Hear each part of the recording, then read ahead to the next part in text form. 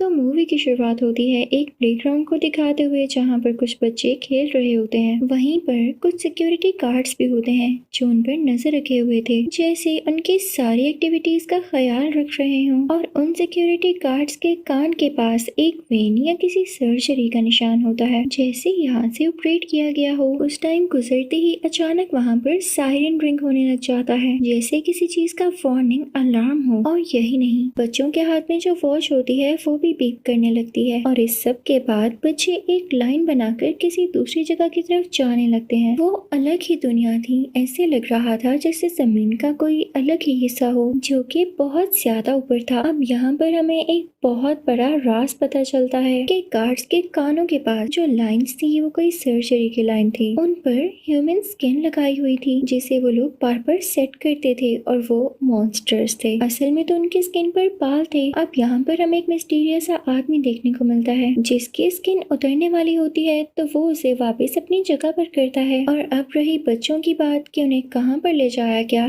तो हम बच्चों का भी सीन देखते हैं। उनको चेयर्स पर बांधा जा रहा होता है, उनके हाथ पांव भी बांध दिए जाते हैं और उन पर एक्सपेरिमेंट्स किए जाते हैं कुछ ऐसी मशीन से जो रेज निकालती हैं और जाकर एक टावर पर लगती हैं और टावर टूट जाता है। इस वजह से अर्थक्वेक यानी जलजल आने लगता है। एक बच्चे की सोते हुए आंख खुल जाती है, उसका नाम जेक होता है। वो एक ड्राइंग बनाने लगता है और सब की जो उसने अपने ख्वाब में देखा उसे विजन्स भी आया करते थे और इसके साथ ये होना नॉर्मल बात थी। इसके पीछे क्या रीजन था ये किसी को भी नहीं पता था। और अब जब जेक अपनी मॉम को भी बताता तो इसकी मॉम भी इसकी बातों पर यकीन नहीं करती थी, जिसकी वजह से वो बच्चा परेशान रहने लगा। उसे डिप्रेशन हो गया था क्योंकि आज तक किसी ने भी उसकी बात पर यकीन ही नहीं किया। जेक डॉक्टर के पास जाता तो वो भी उसे यही कहता कि ये सिर्फ तुम्हारी कम नींद की वजह से हो रहा है। अब जेक कुछ भी नहीं कर सकता था तो वो वहाँ से बाहर आता है और घर जाते हुए रास्ते में उसे एक अजीब सा आदमी दिखाई देता है और वो भी अपनी स्किन ठीक कर रहा था। और इसका ये मतलब ये सिर्फ बातें विजन्स में नहीं थी बल्कि ऐसे मॉन्स्टर्स रियलिटी में भी थे। तभी फौरन से जेक के सामने एक मिस्टीरियस सा आदमी आकर उसे कहता है कि तुम अपना ध्यान रखना क्योंकि ऐसे ही कुछ मॉन्स्टर्स बच्चों को किडनैप कर रहे हैं। ये सुन के जेक डर जाता है और सोचता है कि अब से मैं कोई ख्वाब नहीं देखूंगा। हो सकता है कि मेरे ख्वाबों की वजह से ही मुझे हर तरफ ऐसे मॉन्स्टर्स दिखाई दे रहे हैं। अब ये सोच के वो सो जाता है। अब की बार उसके ख्वाब में एक आदमी आता है जो कि मैजिशियन था और अपनी बातों और अपने मैजिक से लोगों को मैनिपुलेट कर सकता था, उनके माइंड को रीड कर सकता था, उनकी लाइफ में कंफ्यूजन क्रिएट कर सकता था। और ये मैजिशियन कोई इंसान नहीं था बल्कि ये भी एक मॉन्स्टर था। अब हम जंगल का सीन देखते हैं जहाँ पर एक बाप बेटा बैठे होते हैं। इनको गन यूज करना और उसे चलाना बहुत अच्छे से आता था। तभी इनके कानों में किसी की विस्लिंग की आवाज पड़ती है और वो कोई और नहीं बल्कि मैजिशियन ही था जो कि इनकी तरफ बढ़ रहा था। और जैसे ही उसको देखते हैं तो अपनी गन्स उस पर पॉइंट कर लेते हैं। तो इस वजह से वो मैजिशियन कोई मैजिक करके उस लड़के के फादर को मार ही डालता है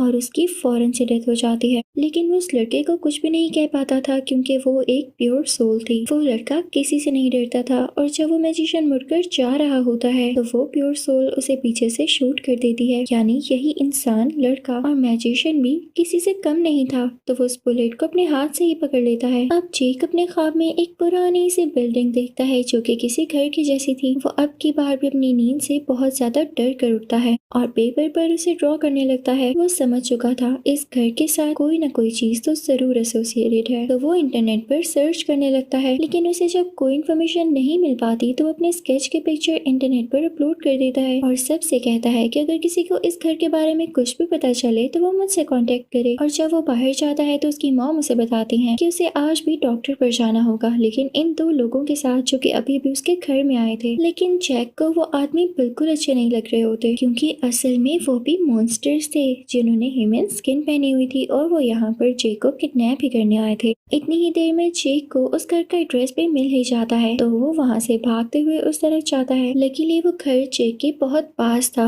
तो वो फौरन से उस घर में चला जाता है। लेकिन उस घर को देख के ये नहीं लग रहा था कि ये सालों से खाली है क्योंकि उसके अंदर बहुत अजीब अजीब चीजें थी और ऐसे लग रहा था जैसे उस घर में जान हो। वहाँ पर एक मशीन भी पड़ी होती है जिस पर जेक एक कोड डायल करता है 1919 और ये मूवी की स्टार्टिंग में हमने गार्ड के पीछे देखा था और ये कोड पता है किस चीज के लिए था, दूसरी दुनिया तक जाने के लिए, रास्ता खोलने के लिए। और जेक के कोड डायल करते ही एक पोर्टल खुल जाता है, लेकिन इससे पहले कि जेक उसके अंदर जा सकता वो घर उसे रोकने लगता है और अपने आप में जकड़ लेता है। जेक अपनी सारी पावर्स इकट्ठी करके खुद को छुड़ाता है, अपने बाजू खोल लेता है और उस पोर्टल से बाहर निकल जाता है। अब जेक दूसरी दुनिया में पहुंच चुका था। वो जगह बहुत ही ज्यादा डिसर्टेड थी, दूर दूर तक कोई भी देखने को नहीं मिल रहा था। इस बात की खबर मैजिशियन को भी हो जाती है कि किसी ने जमीन से कोई पोर्टल खोला है दूसरी दुनिया में जाने के लिए। अब उस तरफ जेक जब जा रहा होता है तो उसे काफी प्यास लगने लगती है और उसके सामने उसे पानी की बोतल मिलती है। वो उस वाटर बोतल को उठाकर उसमें से पानी पीने लगता है, लेकिन इससे पहले ही वहाँ पर वही प्योर सोल वाला आदमी आ जाता है। उसका नाम रोलैंड होता है।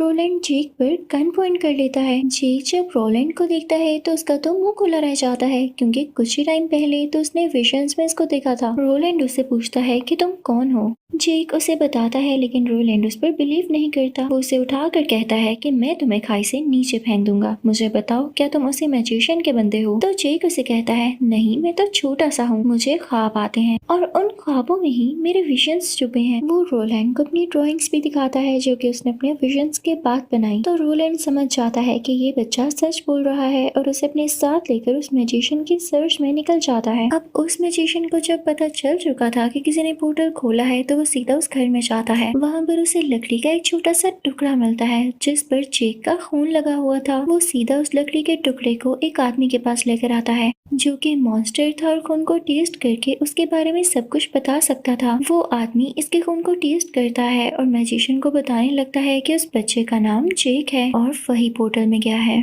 अब उस तरफ दूसरी दुनिया में जेक एक ड्राइंग बनाता है जो कि जमीन पर थी और वो कोई सर्कल लग रहा था जिसके डिफरेंट पार्ट्स थे। तो रोलैंड उसे समझाने लगता है कि इस सर्कल में बहुत सारी दुनिया मौजूद है, जिसमें से एक हमारी दुनिया भी है और जो इसका मिड पॉइंट है वहाँ पर एक टावर है जो हर दुनिया को डीमंस और बुरी सोल से बचाता है, इसको प्रोटेक्ट करता है। लेकिन वो मैजिशियन जो कि अब डार्क साइड पर हो चुका है, वो चाहता है कि इस टावर को तबाह कर दे और इसी के लिए वो बच्चों का यूज कर रहा है, क्योंकि अकेले वो ये काम नहीं कर सकता। और थोड़ी ही देर पहले हमने देखा कि जिस मशीन से बच्चों को टॉर्चर किया जा रहा था और उन पर एक्सपेरिमेंट्स किए जा रहे थे, उन्हीं से रेज निकलकर किसी टावर की तरफ जा रही थी जो उसे बर्बाद कर रही थी, डिस्ट्रॉय करने वाली थी। और इसके पीछे इसी मैजिशियन का हाथ था। और ये रे कोई आम रे नहीं है, बल्कि ये तुम बच्चों के अंदर प्योरिटी की जो रोशनी होती है वो है, जो कि किसी मैजिशियन किसी डीमन के पास नहीं है। और ये सब रेज मिलकर ही स्ट्रॉन्ग हो जाती हैं। मैजिशियन को टावर को डिस्ट्रॉय करने का ये फायदा होगा कि अब वो टावर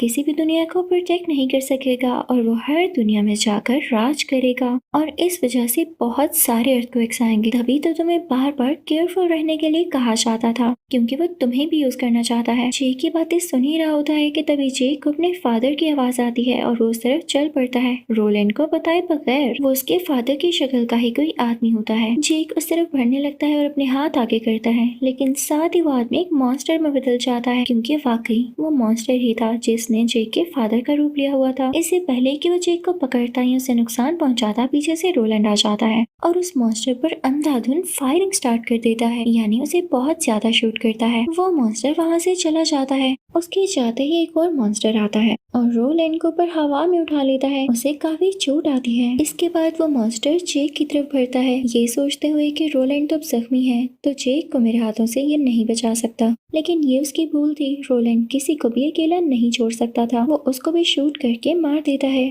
उधर मैजिशियन जेक के घर पहुंच चुका था, जहाँ पर जेक की मदर और उसके स्टेप फादर रहते थे। वहाँ पर भी मैजिशियन जाकर कोई मैजिक स्पेल कास्ट करता है, जिससे जेक के फादर मर जाते हैं और अब वो उसकी मदर को अपने काबू में करते हुए उसके सारे विजन्स देखने लगता है, जैसे वो जेक के बारे में कुछ जानना चाह रहा हो। और जब उसका काम पूरा हो जाता है तो वो जेक की मदर को भी मार देता है। अब जेक और रोलैंड चलते चलते एक टाउन में पहुंचते हैं, जहाँ पर उनकी मुलाकात बहुत ही प्यारी लड़की से होती है। यानी वहाँ पर उन्हें एक बहुत वाइज और अच्छी लड़की मिलती है, जो कि किसी भी पिक्चर या स्केच को देख के उसका एड्रेस बता सकती थी। अब रोलैंड उसे जेक की बनाई गई एक ड्राइंग दिखाता है और वो उन्हें उसका रास्ता बता देती है। लेकिन इससे पहले जेक से बात करती है कि मुझे तुम्हें देख के ही पता चल गया था कि तुम स्पेशल बच्चे हो और तुम में प्योरिटी बहुत ज्यादा है और जो रोशनी तुम्हारे अंदर है उसी के पीछे बुरे लोग हैं क्योंकि वो अपने अंदर बहुत ज्यादा पावर रखती है। इसके अलावा भी तुम्हारे अंदर एक गिफ्टेड एबिलिटी है, क्या तुम इसके बारे में नहीं जानते थे? तो जेक ना कहता है। वो लड़की उसकी एबिलिटी को उसमें प्रोमिनेंट कर देती है और वो ये थी कि वो एक दूसरे से बात कर सकते थे बिना बोले,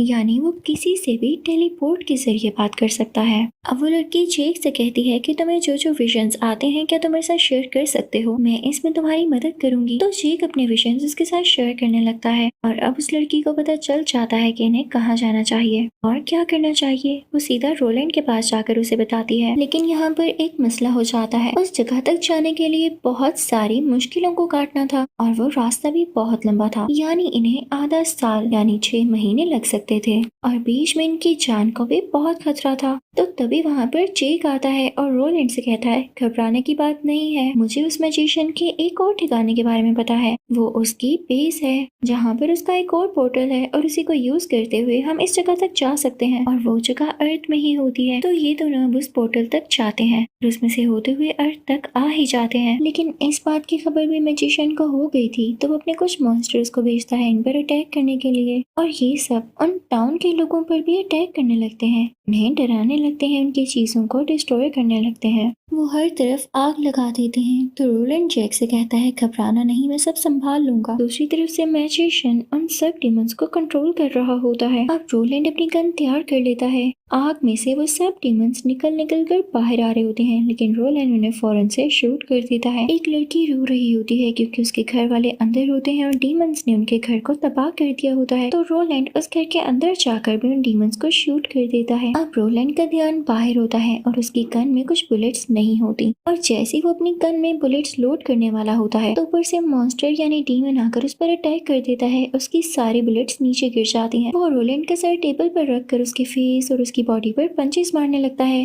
लेकिन जल्द ही रोलैंड उसे पीछे पुश अपनी गन में बुलेट्स लोड करता है और उसे भी शूट कर देता है। तो घर वाले सुकून का सांस लेते हैं। अब सारे टाउन वाले मिलकर बकेट्स में पानी लेके टाउन की आग बुझाने लगते हैं और रोलैंड भी एक एक करके सब डीमंस यानी मॉन्स्टर्स को मार चुका होता है। अब बिना देर करते हुए रोलैंड और जेक उस पोर्टल से होते हुए अर्थ में फाइनली स्टेप इन कर जाते हैं, यानी अब वो जमीन में थे। जेक रोलैंड को फौरन से हॉस्पिटल लेकर आता है क्योंकि वो इंजर्ड था, जहाँ पर कुछ पेन किलर्स लेने के बाद वो बेटर फील करता है। उधर मैजिशियन भी उस टाउन में पहुंच चुका होता है जहाँ पर वही प्यारी लड़की थी। वो उसे पूछने लगता है कि जेक और रोलैंड कहाँ गए और वो क्या करने आए थे। वो लड़की बहुत कोशिश करती है कि वो कुछ न बोले, लेकिन वो मैजिशियन कोई ऐसा मैजिक कास्ट करता है कि उस लड़की के मुंह से अपने आप सच निकलने लगता है और अब मैजिशियन को सब कुछ पता चल जाता है। अब वही मिस्टीरियस आदमी जो कुछ देर पहले हमने देखा, जो जेक को वार्न कर रहा था कि तुम्हें केयरफुल रहना होगा, वो इनफैक्ट इसी मैजिशियन की बेस का ख्याल रखा करता था जहाँ पे पोर्टल है। जेक उससे मिलता है और उसका माइंड रीड करते हुए वो सब विजन्स ले लेता है कि उस मैजिशियन का दूसरा पोर्टल कहाँ पर है। उसके बाद जेक रोलैंड से कहता है कि आप मेरे साथ मेरे घर आएंगे, मुझे अपनी मामा से मिलना है। और जब वो दोनों घर जाते हैं तो ये देखकर टूट जाते हैं कि जेक की मदर अब नहीं रही थी, वो तो राख में बदल चुकी थी। अब यहाँ पर रोलैंड को कुछ बुलेट्स की जरूरत थी क्योंकि काफी ज्यादा बुलेट्स यूज हो चुकी थी। वो एक वेपन शॉप में आता है, लेकिन वहाँ पर मैजिशियन भी आ जाता है जो उसे मारने के लिए आया था, लेकिन तब तक जेक बाहर निकल चुका था। और रोलैंड जब उस मैजिशियन पर शूट करता है तो वो उसकी जगह पीछे पड़े हुए शीशों पर लगती है और वो टूट जाते हैं, लेकिन मैजिशियन को कुछ नहीं होता और इसी वजह से इस दुकान का शटर भी नीचे आ जाता है। तो रोलैंड जेक से कहता है, रन, तुम यहाँ से भाग जाओ। लेकिन जेक देखता है कि उसके पीछे कोई बाल्ट आदमी है जो उसे पकड़ना चाहता है, तो जेक फौरन से भागने लगता है। अब मैजिशियन उस स्टोर कीपर को ऑर्डर देता है कि रोलैंड ने तुमसे जबरदस्ती बुलेट्स ली हैं तो तुम इसे मार डालो। और वो उसी का कहना मानकर उस पर शूट करने लगता है, लेकिन रोलैंड उस स्टोर कीपर की गर्दन पर शूट करके उसे वहीं पर मार देता है। और अब मैजिशियन और रोलैंड में दोबारा से बहस शुरू हो जाती है। रोलैंड वहाँ से निकलने की कोशिश करता है, लेकिन वो रास्ता तो कहीं का और निकल रहा था। दूसरी तरफ हम जेक को देखते हैं जो कि वहाँ से भाग रहा होता है और सामने से पुलिस कॉप्स नजर आते हैं। उनकी तरफ जाने लगता है, तभी सामने एक वैन आकर रुकती है और उसमें से एक आदमी निकलकर जेक को फौरन से वैन के अंदर ही बिठा लेता है और वैन का दरवाजा बंद करते हुए कॉप्स के सामने से ही निकल जाते हैं वो लोग। अब उधर रोलैंड जब भी मैजिशियन पर शूट करता तो वो गायब हो जाता और अब फाइनली रोलैंड भी स्टोर से बाहर आ जाता है और जेक को ढूंढने लगता है, लेकिन वो उसे कहीं नहीं मिलता। और मैजिशियन जहाँ पर गायब होके गया था उसकी बेस ही थी जहाँ पर उसी के आदमी आदमी किडनैप जैक को उसके पास लेकर आते हैं और यहाँ पर उस मैजिशियन को पता चलता है कि ये बच्चा बहुत ज्यादा प्योर है और इसमें बहुत ज्यादा रोशनी भी है जिससे वो रेस निकाल सकता है। वो मैजिशियन जेक को अपने साथ पोर्टल में ले जाने लगता है और उसे उसी चेयर पर बिठाकर उसके सर पर वही डिवाइस लगा देता है ताकि उसके अंदर से रेस निकाल सके। लेकिन जेक को भी खुद पर कंट्रोल था और वो अपने अंदर से वो रोशनी बाहर नहीं निकालता। साथ ही साथ वो अपनी एबिलिटी को यूज करते हुए रोलैंड से अपने दिमाग में ही बातें करने लगता है टेलीपोर्टेशन के जरिए और उसे वो कोड भी बता देता है ताकि रोलैंड उस पोर्टल से अंदर आ सके जो कि 1919 था। लेकिन मैजिशियन यहाँ पर जेक को टॉर्चर करने लगता है। जेक काफी वीक फील करने लगता है। अब रोलैंड जब ये देखता है तो उसे रहा नहीं जाता। उसके दोनों हाथों में गन्स होती हैं और वो उस मैजिशियन पर मुसलसल यानी कंटिन्यूसली शूट कर रहा होता है। शूट करते करते वो स्किट भी लगाता है ताकि कोई ऐसी जगह न बचे जहाँ से उसकी तरफ बुलेट न आए। वो ऊपर लगे शीशे पर भी शूट करता है लेकिन जैसे ही वो शीशा टूट कर मैजिशियन के ऊपर गिरने वाला होता है तो वो अपने मैजिक से उसे रोक लेता है और उन्हीं शीशों को अपने मैजिक से रोलैंड की तरफ फेंकने लगता है। लेकिन रोलैंड भी उन पर शूट करके उन्हें क्रश कर देता है। अनलकीली एक शीशा रोलैंड के हाथ में चुभ जाता है और उसके हाथ से गन गिर जाती है। जेक जो कि बहुत ज्यादा टॉर्चर हो रहा था तो रोलैंड को उसकी जान बचानी ही थी तो वो एक ही गन से उस मैजिशियन की तरफ बढ़ता है और कुछ बॉक्सेस के पीछे छुपकर चांस का इंतजार करने लगता है। वो मैजिशियन भी उसे ढूंढते ढूंढते आगे बढ़ रहा था। रोलैंड अपने मुंह से अपने हाथ में छुपा हुआ शीशा बाहर निकालता है और वहीं से कुछ एंगल्स मेजर करते हुए फायरिंग स्टार्ट कर देता है। बुलेट्स टकरा कर उस मैजिशियन तक पहुंचती हैं लेकिन उससे पहले ये मैजिशियन उन बुलेट्स को कैच करता जा रहा था और उसे कुछ भी नहीं होता। लेकिन रोलैंड की भी शूटिंग एबिलिटीज कुछ कम नहीं थी। वो इस तरह से फायरिंग करता है कि एक सीढ़ी मैजिशियन के ऊपर आकर गिरती है और वो गिर जाता है और अब मैजिशियन उठकर उन्हीं बुलेट्स को यूज करते हुए वो रोलैंड की तरफ फेंकने लगता है और अब की बार भी एक बुलेट रोलैंड के हाथ में लग जाती है और साथ ही मैजिशियन रोलैंड पर कंक्रीट फेंकने लगता है और समझता है कि वो शायद इसी के नीचे आकर मारा गया। रोलैंड जो कि वहां पर गिरकर बेहोश हो चुका था और उस पर काफी डर्स थी, उसके दोनों हाथ जख्मी थे तो उधर जेक भी काफी परेशान हो रहा होता है कि यहाँ से मैं कैसे निकलूं। अब मैजिशियन अपने हाथ में फाइल लेकर आता है जिसको जेक देख ले और टेलीपोर्टेशन की हेल्प से रोलैंड से बात करने लगता है कि आपको गन उठानी होगी। वो आपकी तरफ बढ़ रहा है और आपको इस टाइम शूट करना है। तो जब मैजिशियन रोलैंड की तरफ बढ़ता है तो रोलैंड अपनी गन उठाता है और उसकी तरफ स्पिन करती हुई बुलेट शूट करता है जिसके बारे में मैजिशियन को नहीं पता था और वो अपना हाथ खोलकर बुलेट को कैच करने के चक्रों में था। लेकिन वो बुलेट साथ पड़ी हुई किसी चीज से टकराते हुए सीधा मैजिशियन के दिल में जाकर लगती है और अब यहाँ पर रोलैंड अपनी शूटिंग एबिलिटीज में बहुत एक्सपर्ट हो चुका था और उसी से फायदा भी हुआ। रोलैंड उठ खड़ा होता है और इसी चीज का फायदा उठाते हुए मैजिशियन पर कंटिन्यूसली शूटिंग करने लगता है और साथ ही साथ जिस मशीन के साथ जेक बंधा हुआ था उसको भी शूट करके जेक को आजाद कर देता है। जेक भाग कर रोलैंड की तरफ आता है। उसके बाद रोलैंड उस मैजिशियन के बेस को ब्लास्ट कर देता है और उसके बाद हम मूवी का लास्ट सीन देखते हैं जहाँ पर ये दोनों बच्चों को अपने साथ ले आते हैं और हमें वो टावर दिखाया जाता है जो कि बिल्कुल सेफ है और बच्चों को भी कुछ नहीं हुआ होता। अब जब वो सब अपनी दुनिया में आ जाते हैं तो रोलैंड जैक से कहता है, मैं जानता हूँ तुम इस दुनिया में अकेले हो, तुम्हारी कोई फैमिली नहीं बची और तुम्हारी तो मेरे साथ इतनी अच्छी दोस्ती भी हो गई है तो क्यों ना तुम मेरे साथ मेरी दुनिया में आ जाओ। तो जेक रोलैंड की बात मान लेता है और अब जेक भी रोलैंड से काफी ज्यादा ट्रिक सीखेगा और उसी की तरह स्ट्रॉन्ग और पावरफुल बनेगा। तो इसी के साथ इस मूवी का एंड होता है। आई होप आपको एक्सप्लेनेशन अच्छी लगी होगी। Thank you for watching.